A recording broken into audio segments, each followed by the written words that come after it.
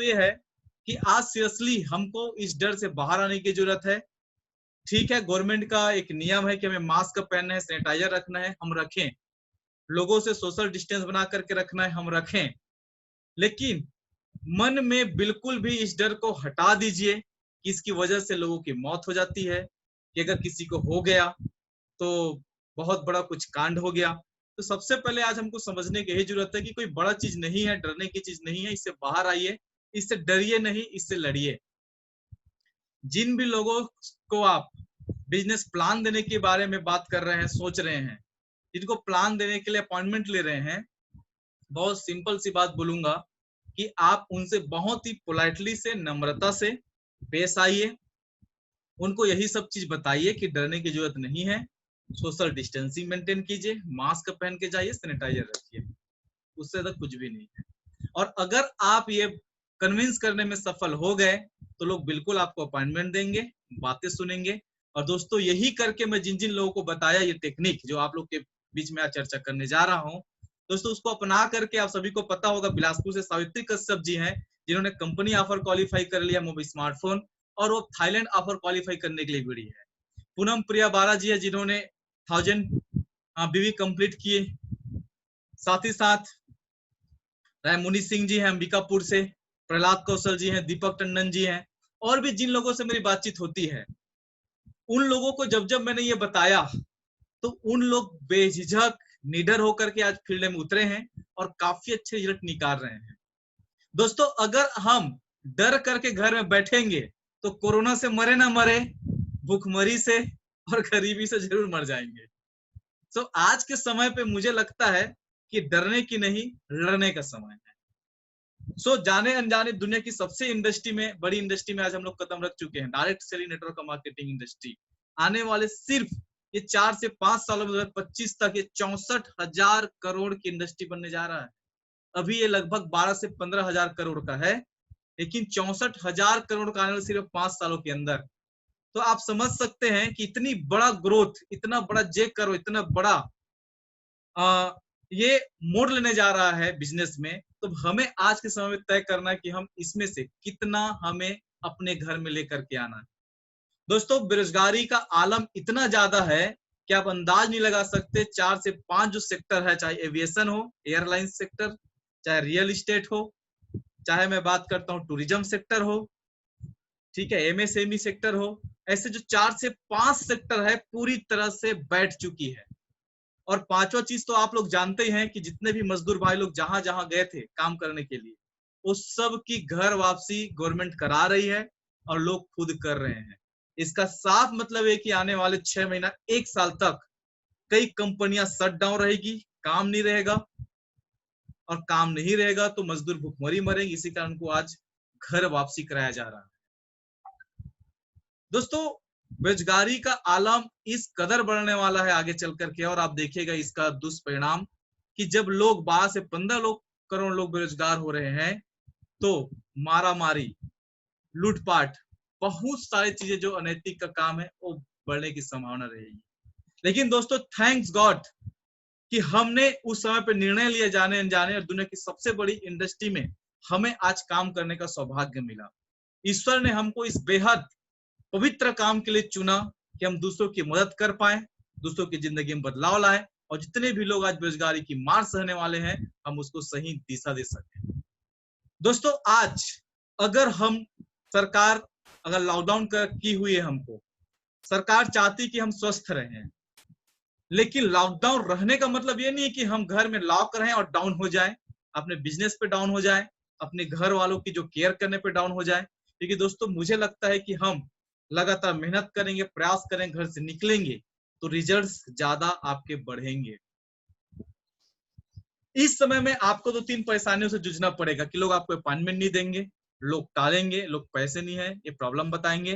दोस्तों, ये लाजमी है, लेकिन अगर आप उनको सही तरीके से आप उनको कन्विंस कर पाए, क्योंकि आज के समय में अगर आप एक गोल्डन चांस आपको मिल रहा है ऐसे कोरोना काल में, जहां पर लोगों के पास में रोजगार नहीं है, आपके पास में सिर्फ रोजगार नहीं, आपकी कई पीढ़ियों का व्यवस्था करने का कि उनको कभी भी नौकरी का मुंह देखना नहीं पड़ेगा, ऐसा आपकी लाइफ स्टाइल बना देने वाले एक बेहतरीन अपॉर्चुनिटी हाथ लग रहा है। साथ ही साथ आप बेहतरीन जिंदगी जी सकते हैं, घर वालों की बेहतर सिक्योर वाली लाइफ जी सकते हैं। ये सारा कुछ मौका मिल रहा है, क्योंकि आज से पहले भी जब हमको कभी मौका मिला होगा तो हमने डिनाई कर दिया होगा, और उसका परिणाम क्या है कि आज भी हमारे साथ में वही समस्या है जो पहले था। और मुझे नहीं लगता कि 10,000 5,000 रुपए बहुत ज्यादा किसी के लिए है। दोस्तों, आप सभी को पता होगा, शराब की दुकान एक दिन के लिए खुला, यही छत्तीसगढ़ है, 25 करोड़ का एक दिन में कारोबार हुआ। यूपी में 200 करोड़ का कारोबार हुआ। और मैं आपकी जानकारी के लिए बता दूं, एक सर्वे का रिपोर्ट कहता है कि शराब पीने वालों में सबसे ज्यादा जिनकी मात्रा पाई जाती है वो है लोअर क्लास, वो है लेबर क्लास। क्योंकि आपको क्या लगता है, ये 2-3 महीनों के लिए जो बड़े प्रोफेशनल लोग हैं, जो बड़े अमीर लोग हैं, उन लोग स्टाफ नहीं रखे होंगे अगर उनको पीने का शौक है तो?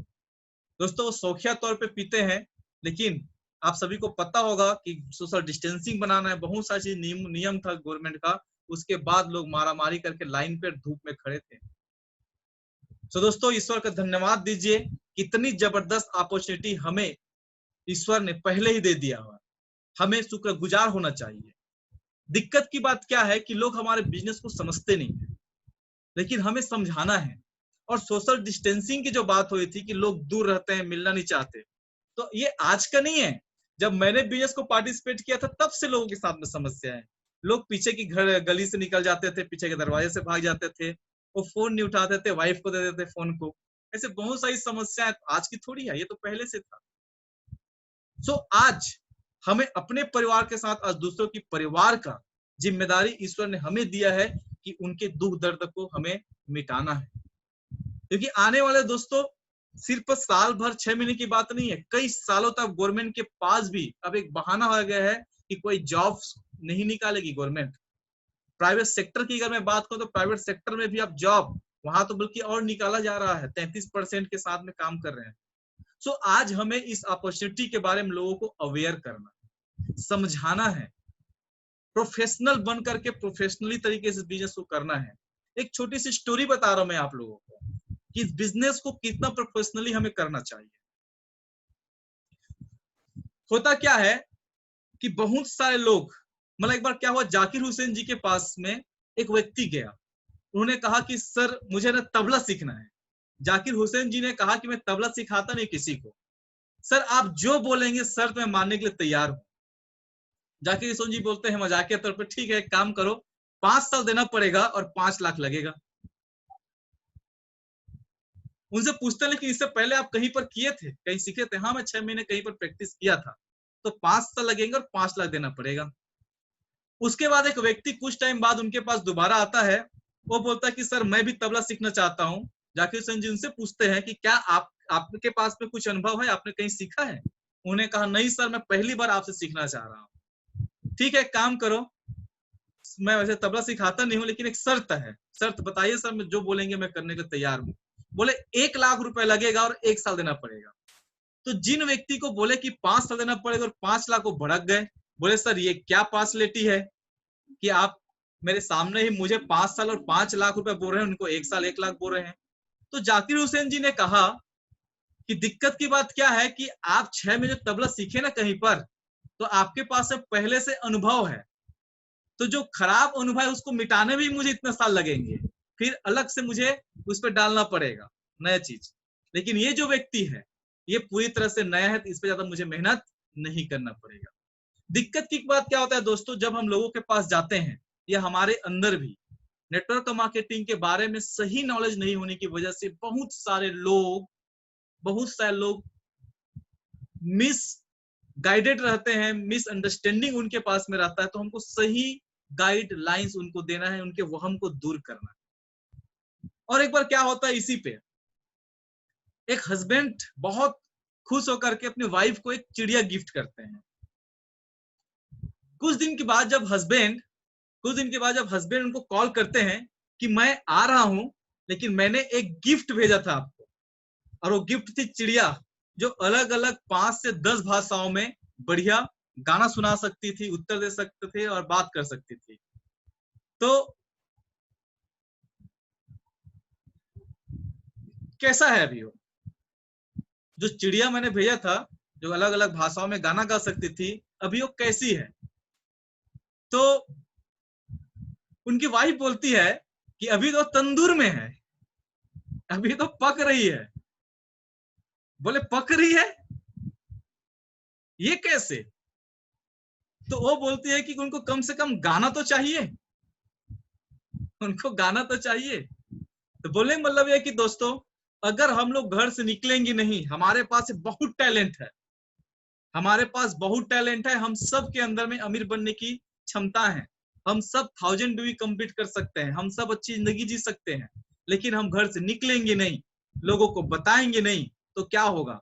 इतना अच्छा टैलेंट था उस चिड़िया के अंदर में, लेकिन हुआ क्या? तंदूर में पक रही थी वो।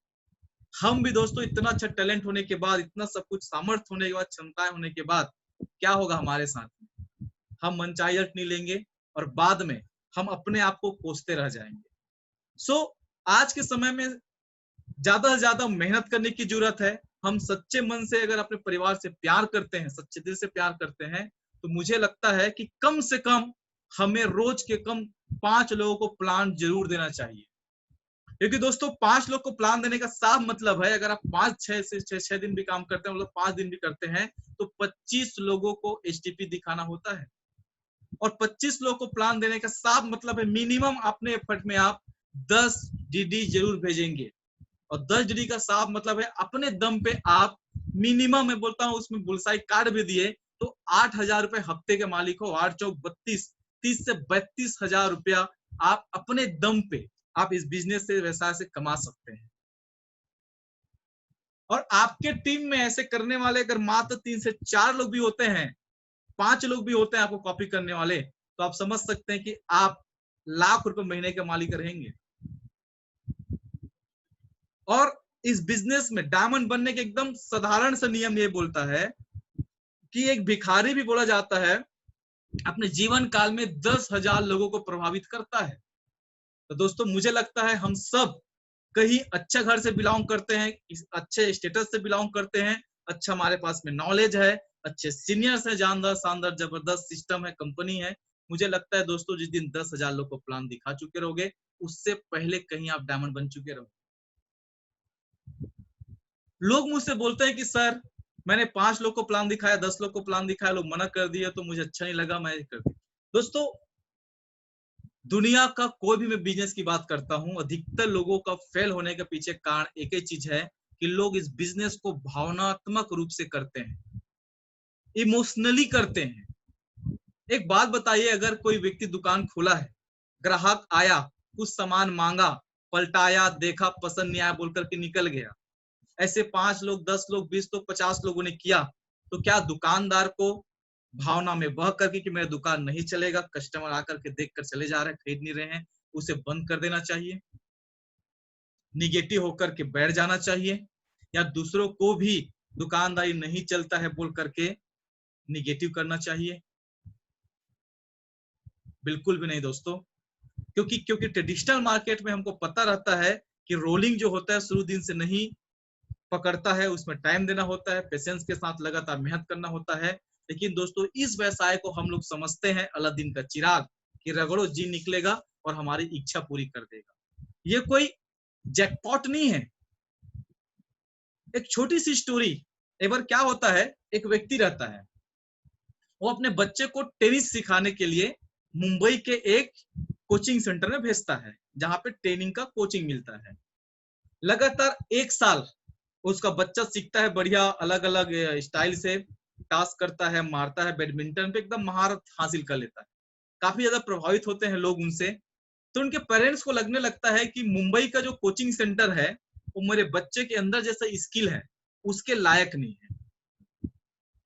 तो अपने एक दोस्त से बोलता है जो बहुत ही सफल रहते हैं, अरबपति रहते हैं, जिनसे बहुत सारे लोग सलाह लेकर के करोड़पति अमीर बनते जाते हैं, जो और उस सेक्टर में भी, स्पोर्ट्स के सेक्टर में काफी सफलता अर्जित कर लेते हैं। उनसे पूछते हैं तो बोलते हैं कि बेंगलोर में काफी अच्छा कोचिंग सेंटर है, जहां पर अगर अपने बच्चों को आप दाखिला देंगे तो निश्चित रूप से आपका बच्चा बेहतरीन हो जाएगा। तो उसके पेरेंट्स बोलते हैं कि तो बहुत बड़ा टास्क है, क्योंकि मुंबई को छोड़ करके बच्चे के लिए पूरी तरह से घर शिफ्ट करना पड़ेगा, पढ़ाई लिखाई बच्चों का वहां पे करवाना पड़ेगा, पूरा सामान शिफ्ट करना पड़ेगा। लेकिन ठीक है, बच्चे का भविष्य का सवाल है तो कर लेते हैं, और बात मान करके वो बेंगलोर शिफ्ट हो जाते हैं।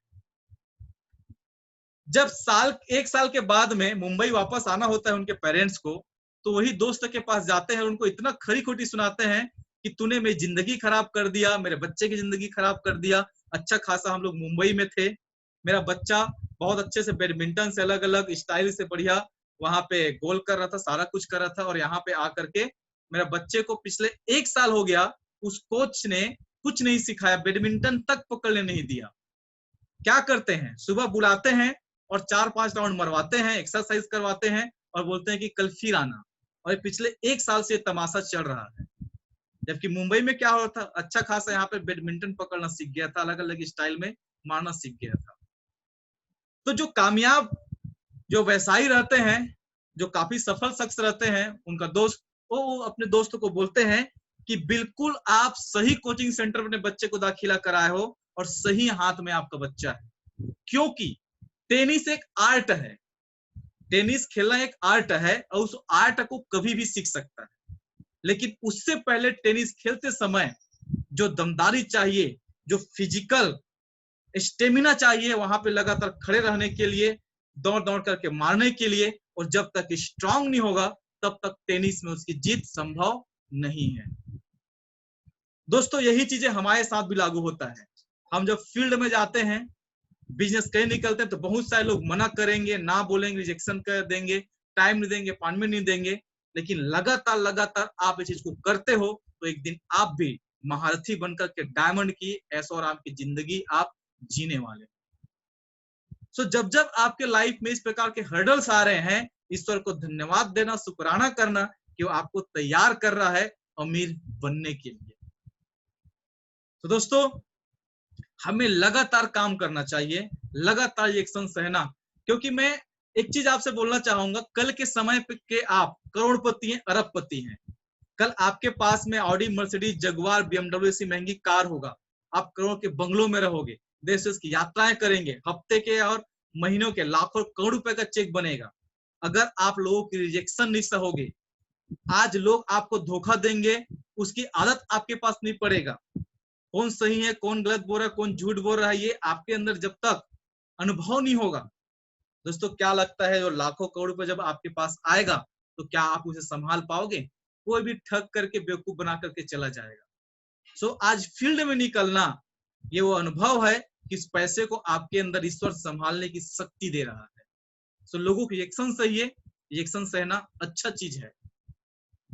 सो दोस्तों आज हमें कमर पे बेल्ट लगा करके, कमर कस करके आज हमें निकलने की जरूरत है, क्योंकि बहुत सारे लोगों को रोजगार, शानदार जिंदगी देने के लिए ईश्वर ने आपको मौका दिया है, वो सभी लोग आपका इंतजार कर रहे हैं।